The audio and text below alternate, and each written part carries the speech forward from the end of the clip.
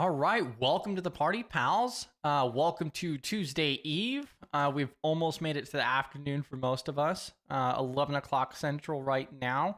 Hope everybody's having a great start to the week. I see Cameron popping in, Rania, B-Dubs. We got Jeffrey popping in as well, GRC Mafia.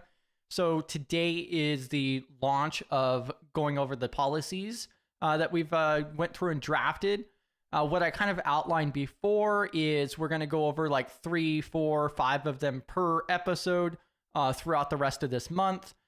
Just going over, what this policy's purpose is, cover some of the different highlights out of it and so forth, and we'll kind of take it from there. Some of it we could dig in a little bit deeper. Some of it we might not have time for, but also, especially after these get approved and they get implemented and so forth, I do want to publish all. I believe there's 27 in total as well, just into the public domain. We also have a few other people too. Viper's popping in. Tanara, I think I'm pronouncing that right this time. I know you came up the other day. Also, we got Josh, and Reinvention starts here. Future Quest Technologies. It looks like a couple new timers or first timers popping in maybe.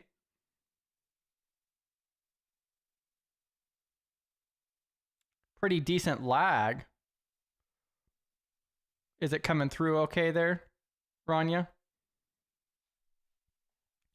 All right, so right out the gate here, we're here to break down barriers, foster collaboration and community within the space, and working towards a more secure future together. Definitely a learning and growing environment. Typically in these videos, we don't drop the stage link, but if you do have a question or you want to come up on stage, definitely just drop that in chat. I'll try to keep my eye on the chat the best I can. And I don't mind, if you want to come up and ask a question, start a conversation and so forth. Definitely, drop your questions, resources, things like that. The best place for your social media, if you want to share your personal LinkedIn or Facebook or whatever it is, the best place to do that is inside of our Discord server. I just dropped a link for that. You head on over to our live chat channel and it allows you to publish the links that way. Now, let's see. Oh, yeah. Future Quest was talking about the linked presentation last week. Oh, I see. Okay, I remember you. Perfect. Yeah, now you made it over to the YouTube side. Awesome. Yeah, the chat and so forth is way better on the YouTube end.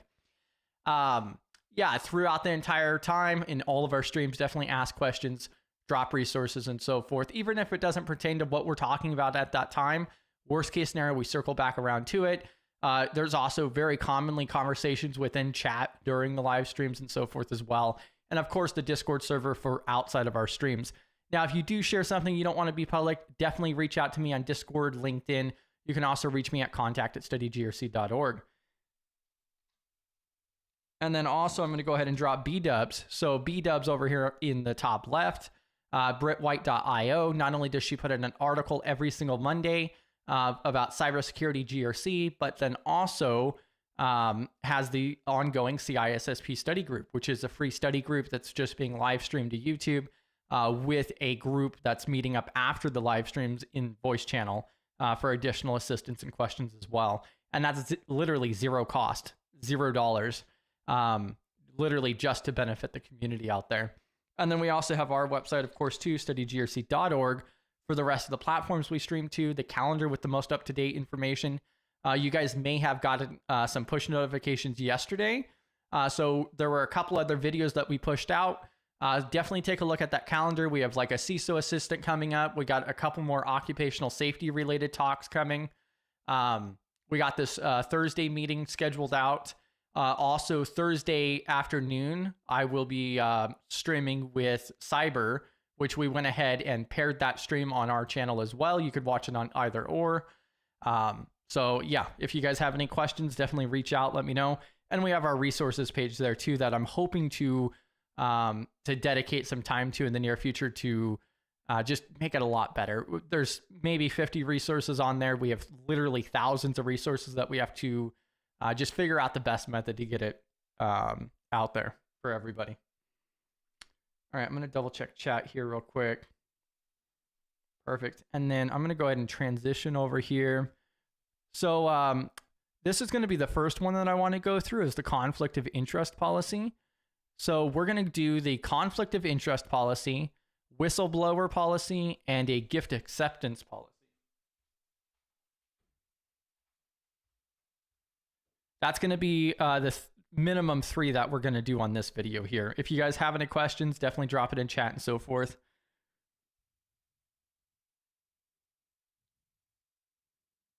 Oh, and I see 8-bit popping in too. Welcome to the party, pal. Now that my sound dampening's off, I can actually hear myself. All right, let's see. All right, so right off the bat, we have the actual introduction. You should also be able to make out the left-hand side for like the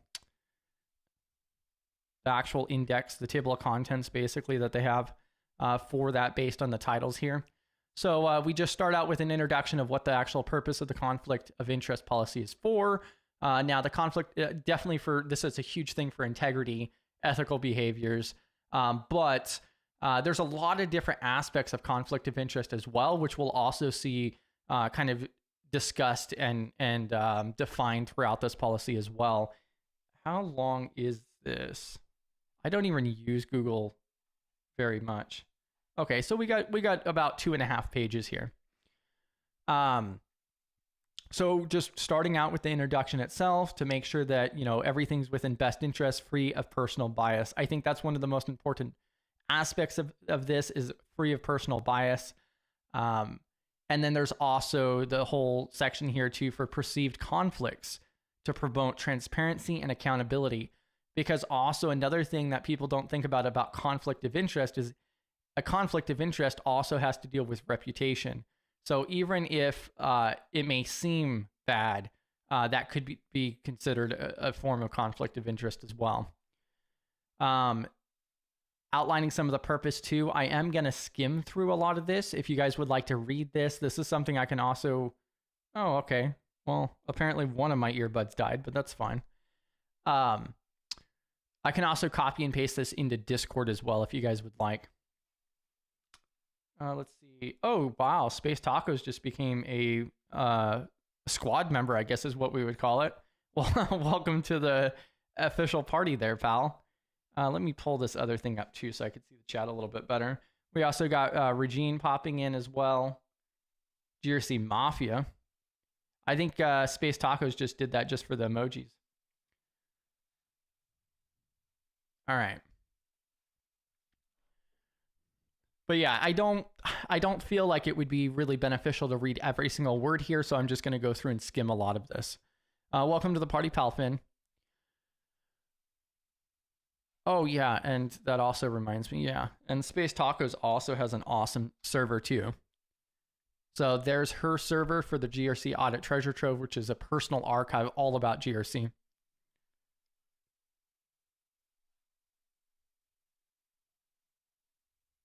All right. And then moving along here. So we outlined the introduction of what it's kind of about and so forth at the top. That's more for administrative purposes. Then we actually define the actual purpose, provides guidelines to identify, disclose, manage conflicts of interest, protecting our integrity and reputation. So that's one of the key areas for this. Who does this affect? So so for all of these different policies, we typically want to see the purpose of it and the scope. So why does it exist? And then also who does it affect or what does it affect? So what's involved with it? What's its realm? Is it just one department or a particular role or otherwise? You know, like if we're making a third-party risk management policy of some sort, you know, the scope of that would be for third parties, vendors, things like that. In this case, it's going to be, you know, employees, board members, contractors, volunteers. Under employees, it also does mention temporary or part-time as well. In the next section there, it also mentions it covers conflicts of financial interests, personal relationships, external activities, or any situation where personal gain might affect professional judgment. That's one of the different key highlights here as well, because we want to, you know, make it very, very clear on, this is what I was talking about a moment ago on the fact that a conflict of interest can be beyond financial, which I've at least before and feel like that's what most people assume on conflict of interest. Oh yeah, and then also Space Tacos mentions that they finally got the KPI and KRI added to the GRC audit treasure trove. Bam, GRC Mafia. I think there's like 6 other different metrics we could run on there too. All right, so some of the different definitions. The definitions, I've also seen a lot of the definitions, terminology put at the end of a policy or otherwise. It's really up to you, or whatever, template or method that you want to utilize. I personally really like putting the definitions towards the very front. So that way, all of that stuff is already known. So that way people don't have to start reading the policy and then go all the way to the end and then go all the way back. They already passed by it, on their way down there. So, what we mean by immediate family, material interest, ethics committee, conflict of interest are defined up here. Identifying conflicts of interest. So conflicts might include, and that's, you typically see they must, should, will type of statements, the conflict of interest policy. And then also in a policy, it's not that you can't say may or might. Just you use that very limitedly, very limited. Ranya's lurking. Brexy's also GRC Mafia in chat lurking. Space Tacos lurking. Geez, GRC Mafia is just lurking. All I can think is you guys are like back there in a dark corner with your fedoras down, lurking at the stream. GRC Mafia. So then we list out some of the different things that a conflict may be.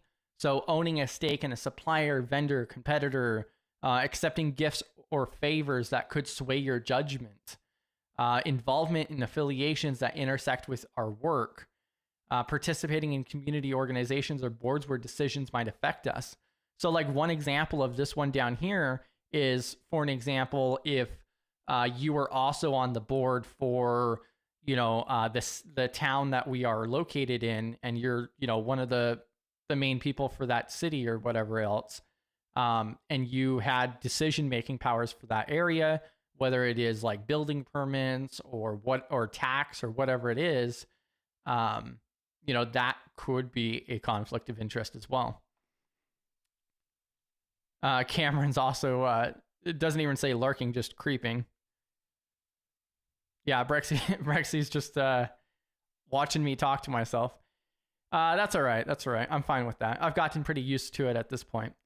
And so even if you could still meet these requirements of a conflict, but it also says might include, because just because you do one of these things does not mean that it is a conflict of interest per se. It also, a lot of this different stuff, typically you just have to disclose the conflict of interest. So that way, maybe you get removed from decision making, or different steps are taken to limit that bias or otherwise. But it doesn't. I haven't really seen very many cases where a conflict of interest that's been disclosed, gets you fired from a position or removed from a role or things like that.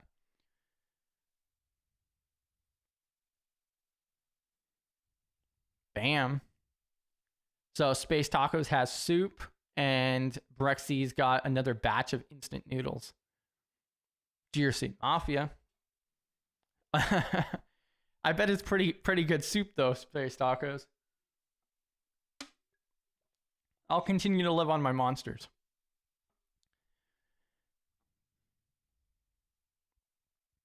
So then disclosure requirements, where we're outlining, that you need to disclose. So annual disclosure, we are requiring the people in scope to complete a form on an annual basis. And so what would happen is once a year, what the plan would be is, okay, you have to go in for your annual awareness training, and you got to, fill out these documents, review these documents, and sign off that you understand this, and so forth. And we have to implement this into some type of annual review. I think that's a really good process, because also we may not think about these conflicts of interest throughout normal operations. So, I'm working at a place and my brother gets hired on or something like that, and, I just happen to be his superior or otherwise. That's still a form of conflict of interest that should be disclosed in most circumstances. So, we may not even think about it that way at the time. And so having this annual form, things might be discovered that way. We are putting a limit of 5 days, so 5 business days of becoming aware of the situation to be reported. And we are also mentioning that you can submit disclosures anonymously as well. So many of you may not know, but our contact form is set up in such a way that we don't track the IP address. We don't have Google Analytics or anything like that. You can submit our contact form on our website with no email address or name. So now, of course, with a conflict of interest, you might have to identify yourself. So, yeah. And then review process. The ethics committee reviews disclosures, decides if a conflict exists, and plans how to manage it. So this is actually going to, now you guys get a little bit of a sneak peek here, because these are actual policies that we're looking at implementing for Study GRC. These are the initial drafts. And so an ethics committee is one of those things that we are going to be forming, which I think can be used in quite a few really good ways, really good methods.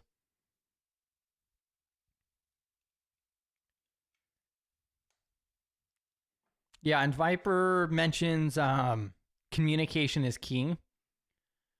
Yeah, and I think one of the biggest things when you're doing policy as well is just the plain language. There's plainlanguage.gov, but you want to make it as simple and straightforward as possible. Like, real people have to be able to read these documents. I've gone through a lot of onboarding documents in my past, and I've been handed hundreds of 200 or 300 pages for onboarding, and I could honestly state that I couldn't even understand a third of that. So that is the wrong way to do this.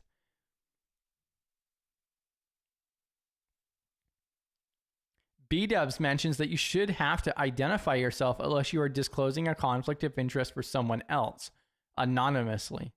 Although that does depend, B-Dubs, you can always anonymously report yourself as well. Oh, wow. Hello from Belgium. Wow, Study GRC going global now. Welcome to the party, pal. All right, so continuing through this conflict of interest policy here. So ongoing disclosures. So 5 business days to report after you are aware of it. We do have a review process. So those disclosures are going to be reviewed by an ethics committee. If a conflict exists, there will be plans for mitigation for it. And so that's then what is defined down here in managing the conflicts of interest. If a conflict is identified, we have recusal, we have neutral party, documentation, monitoring, and appeals. The appeals section may actually be something that just gets removed, to be honest.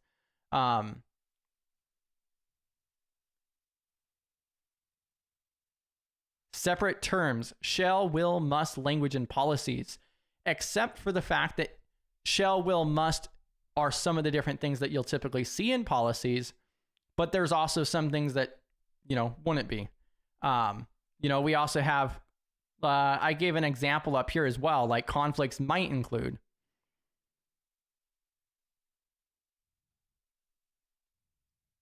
So we need to leave some of it open and so forth. But yeah, definitely. Conflicts of interest. So some of the different stuff that may come about if a conflict is identified, and then consequences of non-compliance, failing to disclose, conflicts may result in, and so forth. And a lot of this stuff's going to be copied over and so forth. Copied over to we're also going to go over the code of conduct, which is going to be basically a bunch of the different policies and procedures put into one. Land of beer, chocolate, and waffles. Alrighty then. Let's see. Yeah, see, now you got me off topic now. Now I'm thinking about chocolate and waffles. All right. Consequences of non-compliance, training and communication. So you must complete training on this policy during onboarding and every year after. So this is also going to go into what we're deciding to do as an annual program. So once a year, you're going to go through and you'll have to review a lot of these documents and also, ask questions, sign off that you understand it and that you're aware of it. But then also, if you look at the next section here, then we also have the review and revision. So we also want to go through and check these documents out on an annual basis as well. They may be updated more often or otherwise. And if they are, then we'll also go through and, send out notifications, let people know and so forth who are affected by this. Seeking guidance. So we also want to just add another little section down here.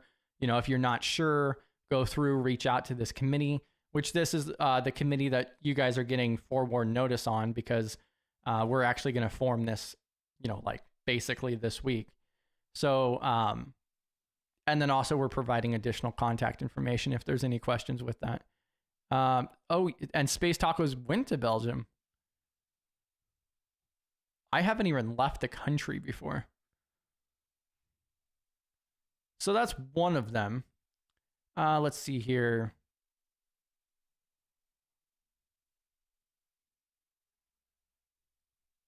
So then the next one that we can go over is going to be the gift acceptance policy. So we'll cover that one here in just a moment. I'm going to come back over here to chat. Let's see. I want to make sure I didn't skip over anything.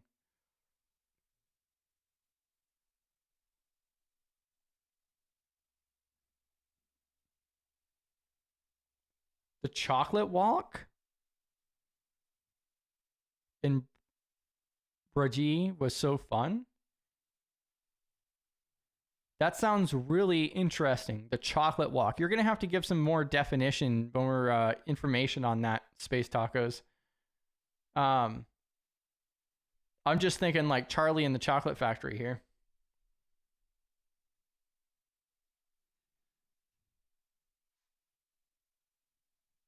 And then also Space Tacos. I used to live in Germany, so it was really easy to visit. Yeah, that's awesome.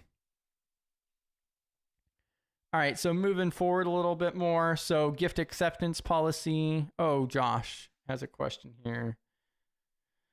Do you need to put in place to explicitly document the sign-off on this policy by an authorized manager, CISO, etc.? Technically, no. Technically, you do not have to. So you will see most organizations will go off and do that. We have, I think it's 26 or 27 policies. And so we're going to do it all in one go.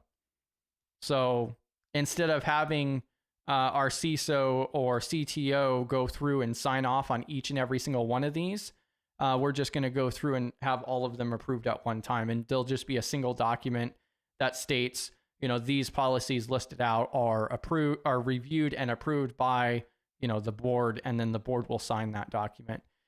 With us being a small nonprofit organization and so forth, I mean, if we were an enterprise, if we had employees, so forth, then I probably would go through and have like the CISO or CTO sign off at the bottoms. But at our current state, like we don't really feel that it's necessary. Now, another portion of this too is these are initial drafts. And so these may change. We may add that, things like that too. So if you guys notice anything that you think is missing or that should be changed, then you can also drop that in chat too. So that way then we can go back and double check that information or get it added or otherwise. Yeah, and I mean, the board's already, distracted by the Belgian chocolate. So yes, very good question. I agree. So, but yeah, it's not technically required. One of the big reasons why you would want to have the signature on there and actually state that, this executive or the board has agreed to this is just so that way people take it serious and understand that, yes, the people who are in charge of the entire organization have reviewed, agreed to this, and is enforcing this. We have the buy-in. So I think it's more of a leverage point.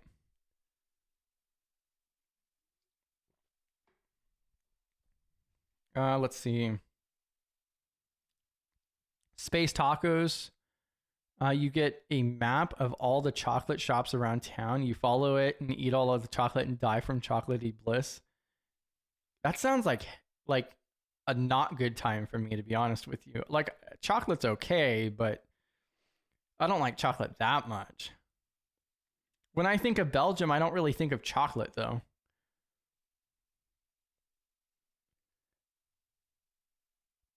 And then B-Dubs is still waiting for cookies with chocolate chips. Well, the whole agreement was that you would get cookies if you submit your resume. So the entire board, we put this to a community vote that the entire board would go through and submit their resumes for the group resume review at the end of this month.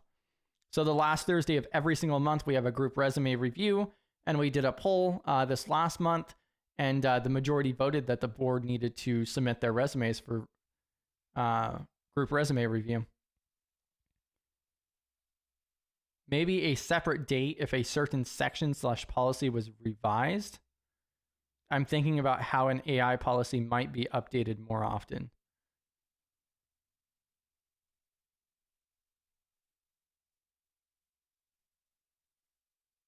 I'm not sure what you mean by that, Cameron. Maybe I missed something.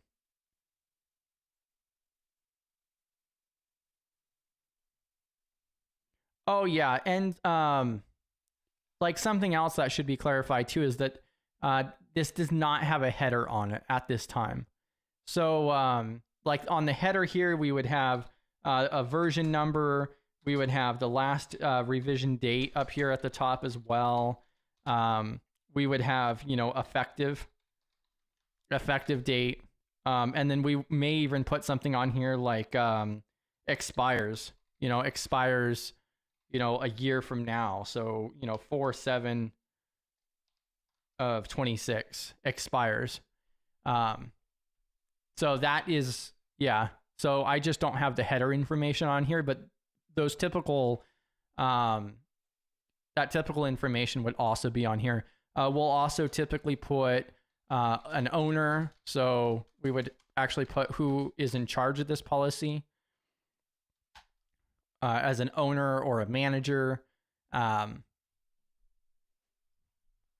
there at the top. That's actually probably something I should have included on these Google Docs, but I did not move those over. And I think that's what you were talking about there, Cameron.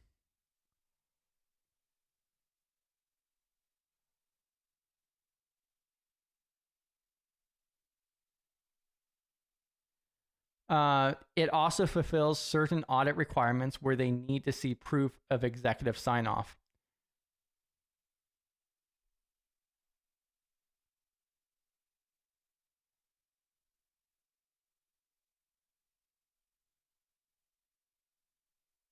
I'm trying to catch up on chat now because I'm honestly a little confused here.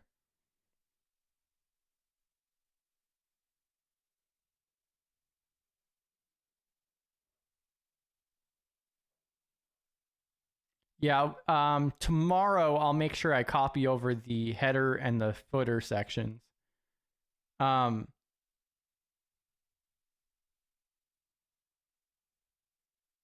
see. And B-Dubs does state that the resume will be submitted, so that's a benefit. Bam. So Cameron was saying, I might be way off base. I was thinking if you sign off on the collection of policies, but some sections, like an allowable AI tool policy, for an example, might be revised more often.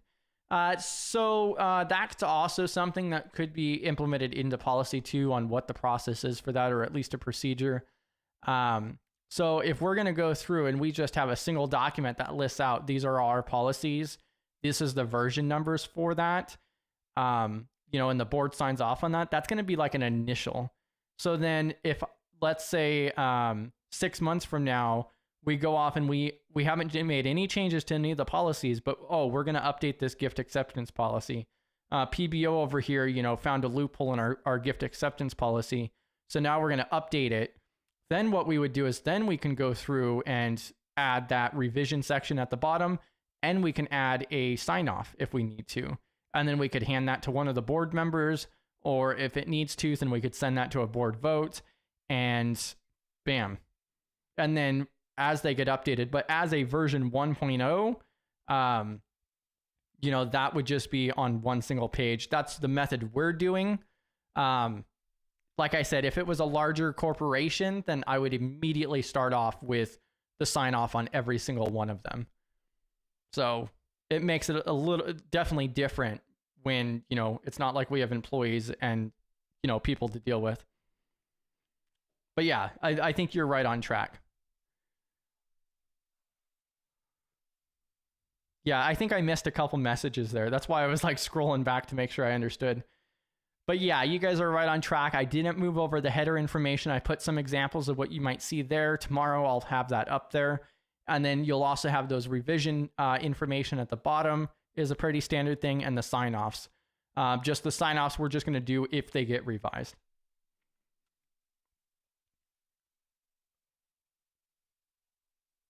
Space Tacos did have a hell of a time in Germany, apparently.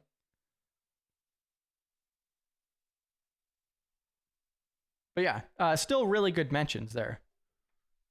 So yeah, not bad at all. All right, so with the gift acceptance policy here, so the policy establishes guidelines for accepting gifts offered to Study GRC, its employees, and its volunteers. It aims to ensure gifts align with the organization's mission, values, and legal obligations, protects against conflicts of interest, reputational harm, and undue influence, provide clear expectations of all stakeholders. So then we have our purpose, we have our scope, we have, what gifts may be. So gifts may be monetary or non-monetary value. So that could be services, in-kind gifts, and so forth. Some of the different definitions of a restricted gift, an unrestricted gift. So for an example, a restricted gift is going to be a gift with donor specified conditions. So like if somebody says, here, I'll give you guys $500, but I want that $500 spent for this, or in exchange for this, you're going to do this. So that's going to be considered a restricted gift, which isn't necessarily something that we wouldn't do, but that of course needs to go through different channels. You'll also see this other mention here too. Fair market value. This is in regards to the gift acceptance, but you may also see this in the financial management policy and a lot of the different accounting. So like in accounting and finance management and so forth, fair market value, there's also, I believe it's called GAAP for the general accountability like processes. Which we'll come across that in one of these policies. I'm pretty sure that is in our financial management policy. So, but it's actually kind of interesting because we're talking about gift acceptance. And so fair market value comes in because, that could be a physical item or otherwise. And there's an entire process to follow to, come up with that calculation as well.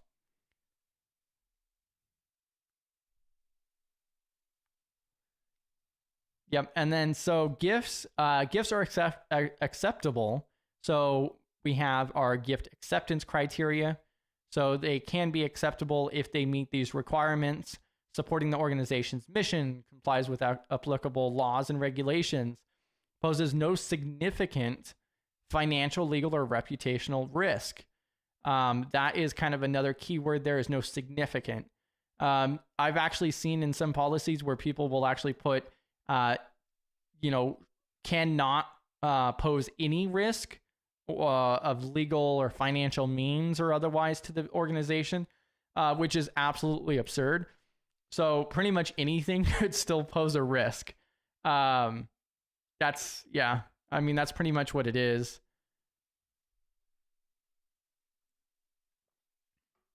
I mean, if somebody goes off and they donate $5, it's not that there's zero risk involved. It's just that the risk is so low, it doesn't really matter. But it's equivalent to if somebody donated $10,000, that risk is still negligible. You could still work with that, but that's going to be a little bit higher of a risk potentially. There's a lot of variables with that, of course, but still no significant, which is not clearly defined here. But that's also where, if that's questionable, then we send that on over to the ethics committee here. And then also have feasible mission aligned restrictions. And then this next section here, so types of gifts to the organization. So then we're mentioning some of the different potential types.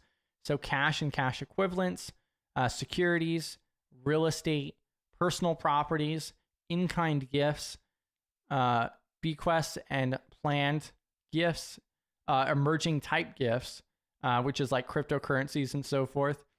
And then what we list out for each one of these is whether or not we accept it, and then what the process may be for that.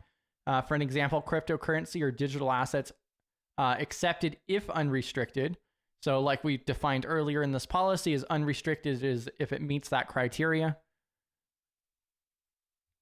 Now, if any of these are restricted, meaning that they don't meet the criteria, or they have some type of restriction related to them to where, we have to do A in order to get B. So in which case, then it needs to be reviewed by the committee. Gifts to employees and volunteers. So this is actually where we outline some of this different information. And I've seen this different with every organization. Some of the organizations didn't allow any gifts whatsoever, nothing at all. On this one in particular, as of right now, we've just went through and added small tokens. So such as like gift cards, promotional items, things like that, valued at at $50 or less. We've also went through and outlined prohibitive gift items. So gifts exceeding $50, cash and cash equivalents, gifts from prohibited sources. So gifts from vendors and clients to employees would not be considered acceptable. Again, this varies and so forth on, quite frankly, like we would probably take clients out, most likely leave vendors in. Let's see. And then reporting. All gifts must be reported to the supervisor within 5 business days. Gifts over 50. Now, this is where there's like a contradiction here a little bit, because it says prohibited gifts is $50, but then it says approval over 50. So of course you could also go through and say, hey, I did such a great job that this vendor wants to give me a $5,000 bonus or tip or whatever the hell. At least contacting your supervisor and saying, hey, what's the policy for this? Might not be a bad idea. I believe I actually worked with a guy before who he got written up because he accepted a larger tip. Gift refusals, then that goes through the process, if it doesn't meet, and then it also provides an option for appeal. And so this ethics committee, you guys will learn a lot more about here in the near future. Rania also mentions that taxes and government can be annoying, but they definitely have the process for everything, and you have to follow them. Yeah. Yeah, there's quite a bit out there.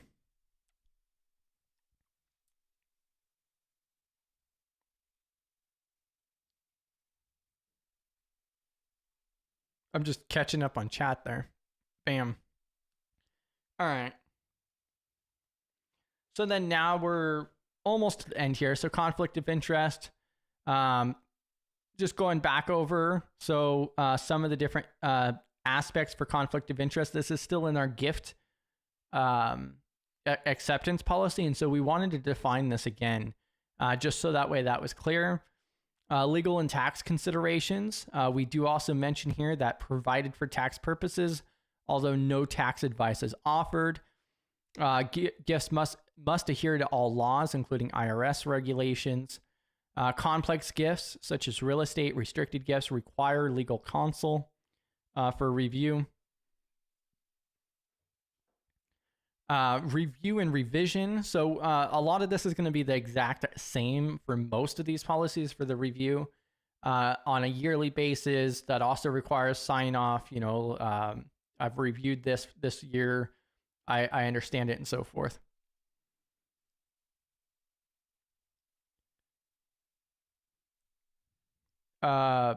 Which prior comment, Rania?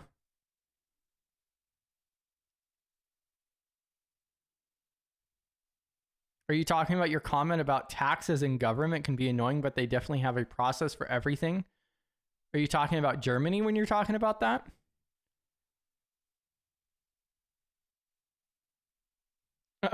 That sounds like a story that you should come up on stage and share with us, Space Tacos. I'm throwing that up on screen, stating that the gift policy at the school in Korea where I worked, crazy stories. That sounds like Space Tacos needs to come up and share that story. And so then we have this same ending point here with the reporting, the communication training, and the review and revision sections, just as we've seen in the other policies as well. Were you out in Germany too, Rania?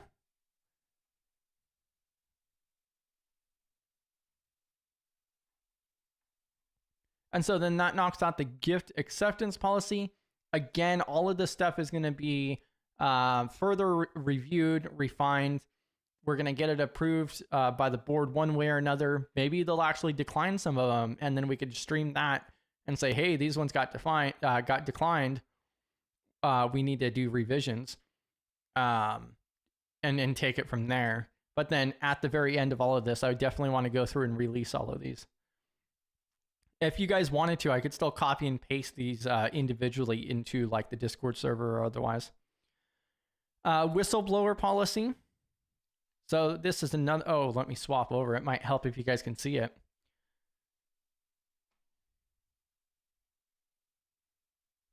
All right, so then this is likely going to be the last one that we do here. So whistleblower policy, the purpose is to create a safe, confidential, accessible way for everyone associated with our organization. So we definitely don't want anybody to be afraid that, oh, because I report an issue or a legal problem or a regulatory issue or whatever else, you know, I don't want to get retaliated against. I don't want to get fired. I don't want issues because I'm acting in good faith. And I think that's one of the biggest things around the whistleblower section is that it's acting in good faith. That's what it protects you from.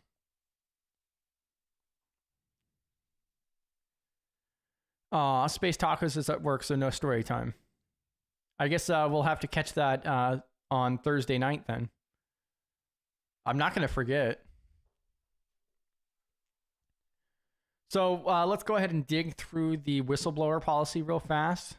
So this applies to contractors, consultants, employees, volunteers, board members and officers, third-party stakeholders, which includes vendors and partners where applicable. And one of the big key things here too is contractors and consultants, which means that when we go through and we onboard a contractor or a consultant, we need to disclose this policy to them as well. We can't just say, oh, you know, you're supposed to follow this. We actually need to include this with the contract or with the agreement or whatever we're doing with them. So that way they're aware of it as well. Reportable concerns include, this is also another one where I may change that wording a little bit. Rather than saying reportable concerns include, I mean, that still technically does leave it broad, but still. You know, include but not limited to fraud, theft, financial misconduct, violations of the law, harassment, discrimination, workplace safety violations, data breaches, privacy violations, misuse of confidential information, environmental or public health risks. So a lot of different stuff, and a lot of the whistleblower stuff that you see is typically regarding, violations of the law, regulations, or environmental or public health risk. And then you also, of course, have the confidential information, data breaches, and privacy concerns are very popular as well. And then you also have the whole category of harassment, discrimination, workplace safety, and there's a whole ton of stuff that flows underneath that as well. And so what this policy is for is to outline what our take and strategy is, so to create a safe environment for people to disclose this information if this is going on. Sounds like a plan, Space Tacos. I'll put you up on the calendar for it. I'm locking you in. I'm gonna advertise it as a talk. Let's see. So then here we are with the definitions again. Whistleblower, an individual who reports suspected misconduct or illegal activity in good faith. And so even if you look elsewhere and so forth, this is typically what you're going to find. And that good faith section really does mean a lot, because if you there's even some federal laws on it too. I am not an attorney. I'm not here for legal advice or anything like that. Consult your own attorney or legal aid. However, my understanding, in my opinion, not being a lawyer or an attorney, that good faith section really means a lot, because there are some cases that I've seen where somebody reports an incident and they still do get in trouble for it because it was not in good faith. They did it because they were trying to retaliate against a company or against a particular employee. So technically this policy did not protect them.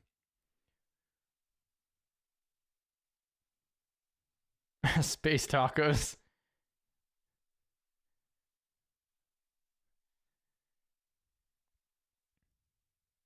Also retaliation, anonymous reporting, good faith reports, reporting mechanisms. So internal reporting to a supervisor or manager, one or more board members, the ethics committee directly. You could do anonymous reporting through our website contact form. External reporting. Use this option if internal channels are exhausted, inappropriate, or if you fear for retaliation persistence. So contact regulatory authorities, law enforcement, or external legal counsel as applicable. So, and that's also one of the big things too. If it's just so crazy wild or whatever going on, especially when it's on the legal and regulatory side, and it's obvious fraud or, breaking the law or otherwise, then in my opinion, that'd probably be the best route. I don't think I'd be going to the people doing that and being like, hey, what you're doing's not right. I'd probably just be taking that straight to the authorities or regulatory body. Oh, Space Tacos. Any idea how they can prove retaliation? And that's a whole thing too. What I would like to do is we should get somebody up who's actually dealt with cases of retaliation and share some of their experiences on that. One example that I do have of somebody that I know and so forth that did actually win a case is I forget the name of it. MFLA. So it's family long-term medical leave or something like that. So FMLA. So they've had FMLA. I'm going to have to look this up live. I remember the actual act name. Yeah. So There's an actual act that's called Family and Medical Leave Act, which is FMLA. And so they had this, and this provides you additional protections. I'm dropping that in chat as well, so if you guys want to look it up. But so long story short, they had that. That gives you additional protections because you have some type of medical issue or family problem or otherwise, and it's protected by that federal laws and regulations. And it just so happened that that was not followed or protected. The employee was written up and then terminated when they tried to. So they got written up, and then they tried to take action against that because they were not following the actual law. And then at that point, after they were served documents, by the way, then the employee was actually terminated, like on the spot. And so in the court of law, at least, it's going to, I mean, again, I'm not an attorney, I'm not a lawyer, don't ever think of me like that. But that's where coming up with like beyond a reasonable doubt that, these steps were taken and a history of such. Yeah. And so like Rania also shares, I've been through a couple title investigations as a witness. Oh, Josh has also been a witness of retaliation, internal investigation case. Jeez. I feel like you guys should have disclosed that to me prior. Ban. Where's that ban button? We don't need no retaliation claims around here. No. But yeah, and so you guys could probably come up and share your guys' experiences with that part. But because they were protected by that federal law in the first place, and then they got written up from the company not following it because they took time off, and then they took legal action against the company because of it, and then they were terminated literally less than an hour after documents were served to them for the courts. And so that was I would say that's a pretty obvious case. And then even just because I know the individual, apparently my understanding is from them is that the company was not able to defend the reason for termination. Well, yes, I understand witnesses are just bystanders, but I have literally never been, well, actually, I technically have been a witness once.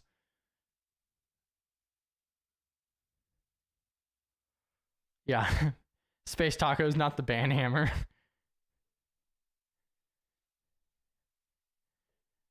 No, I think we're safe. I don't think B-Dubs is in chat right now. Otherwise, we might actually need to be worried about the ban hammer. But that's actually a discussion we should get into more. I'm going to try to bring that up during Thursday's meeting and so forth, because I'm kind of curious about that too.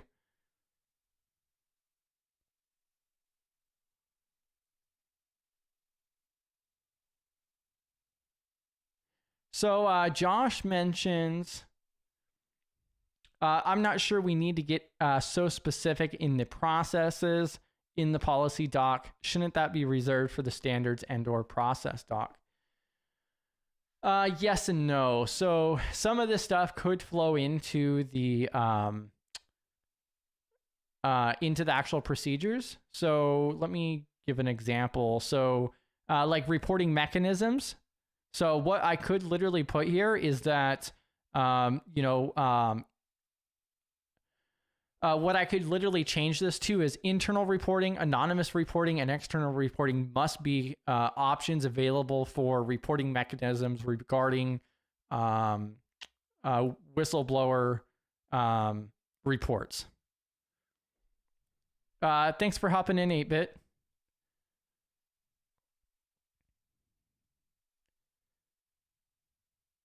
And so this is going to get further refined down.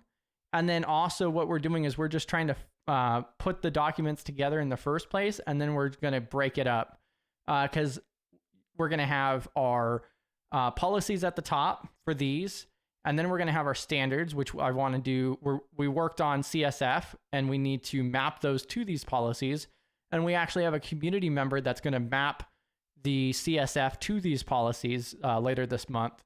And then we'll go through with procedures and guidelines as well. And then technically we also have baselines that would be down there with guidelines.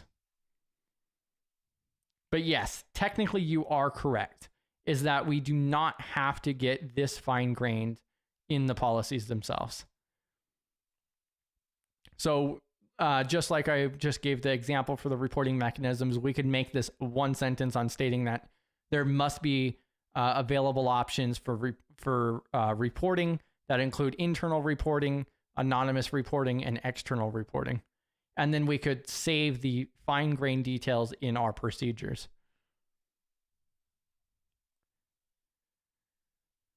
Investigation process, receipt acknowledgement, initial review, investigation, resolution, and feedback. This again, just like what Josh was saying too, we could reduce this down and state that only these things are required, and then we could flow the fine-grained details into the procedures. So that way, then we would have a procedure that states, whistleblower investigation process procedures. Protection against retaliation, zero tolerance. Retaliation against whistleblowers is strictly prohibited. Confidentiality, your identity will be protected to the fullest extent possible. Oh yeah, no issues at all, Josh. And also, so this, I'll go over it here in a moment.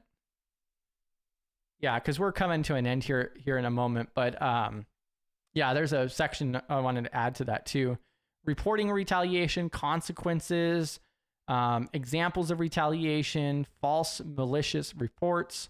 And then we're back down to our training and review revision, which is going to be the same on each one of these policies here. And it looks like our record keeping went off to the next page here, but we also have a record keeping section added on for retention requirements. So the part that I wanted to add to Josh's mention there, so he was talking about, so I mentioned like how you can keep it extremely not so broad, I guess is the best way to explain it. So we can leave it very shall, must, will, and then knock it down into the policies and so forth, which is what we will do eventually. This is also like one of the different problems that I see is that a lot of people want to make mock projects, get real world experience and so forth and whatnot. And one of the biggest things, the biggest issues with that is every single organization is different. There are technically frameworks out there for this, but like if you go look at the policies from SANS or you look at the policies from CIS, which I feel are what a lot of companies run off of from the get-go, is those templates.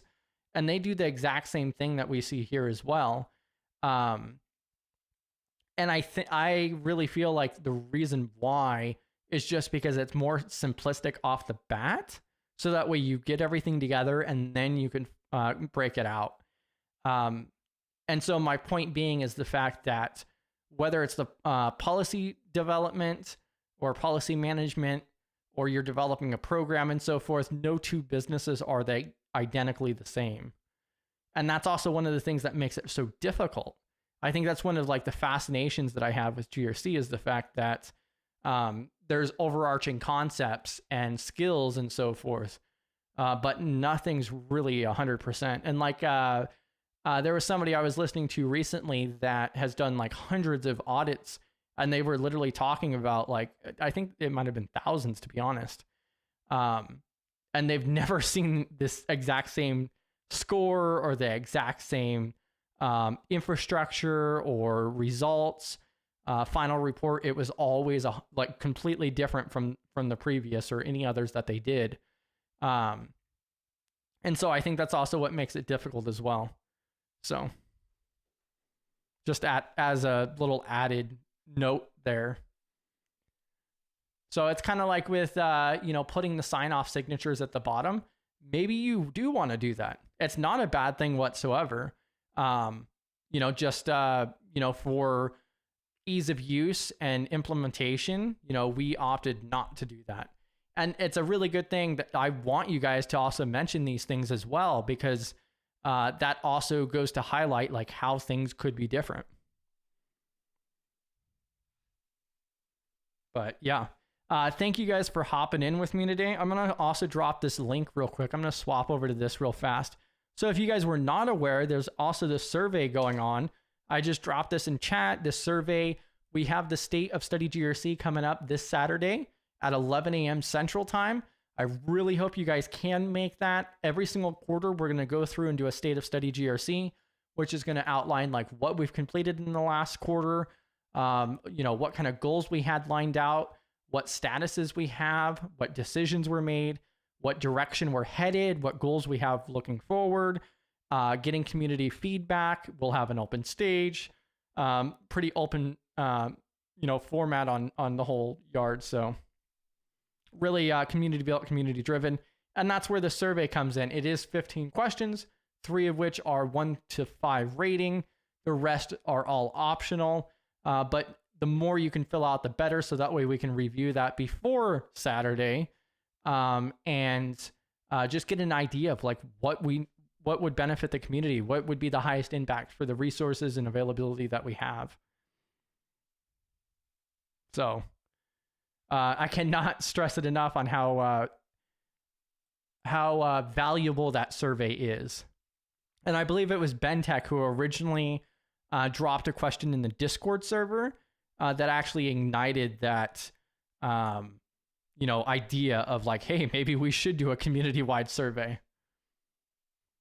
So even if you guys are new around here or otherwise, everybody's welcome and encouraged to fill that out, because we are literally going to be basing our decisions and direction and so forth based on the overarching requests and ideas and so forth, and what people want to see and everything else out of that. And it's 100% anonymous, so you really have nothing to lose. Just don't put your personal information in the answers. But let me go ahead and swap to that one.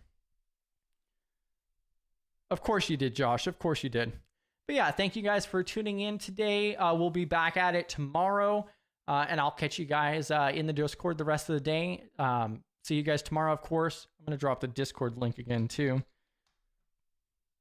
But yeah, GRC Mafia. You guys